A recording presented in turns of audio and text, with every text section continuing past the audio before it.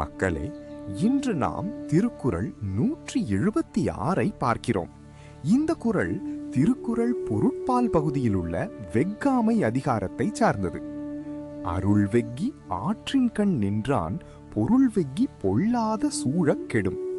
இந்த குறள் மனிதன் வாழ்க்கையில் எனை விரும்ப வேண்டும், எனை விரும்பக்கூடாது என்பதை மிகவும் தெளிவாக எடுத்துரைக்கிறது.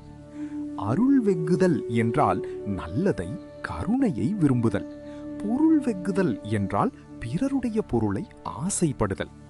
திருவள்ளுவர் இங்கே என்ன சொல்கிறார் என்றால், ஒருவர் நல்ல குணங்களை விரும்பி வாழ்ந்தால் அவர் உயர்வார்.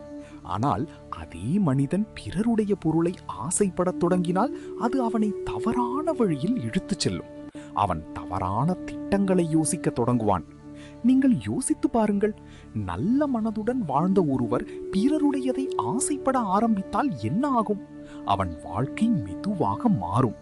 அவன் மனம் கெடுக்கும், செயல்களும் தவறாகும். அதனால்தான் நல்லதை விரும்பும் மனம் உயர்வை தரும், பிறருடையதை விரும்பும் மனம் அழிவை தரும் என்று இந்த குறள் சொல்கிறது.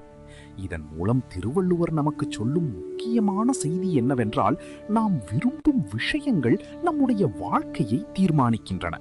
ஆகையால் நாமும் நல்ல குணங்களை விரும்பி பிறருடையதை ஆசைப்படாமல் வாழ வேண்டும். அருள் வெஃகி ஆற்றின் கண் நின்றான், பொருள் வெஃகி பொல்லாத சூழக் கெடும். அடுத்த திருக்குறளில் மீண்டும் சந்திப்போம். நன்றி.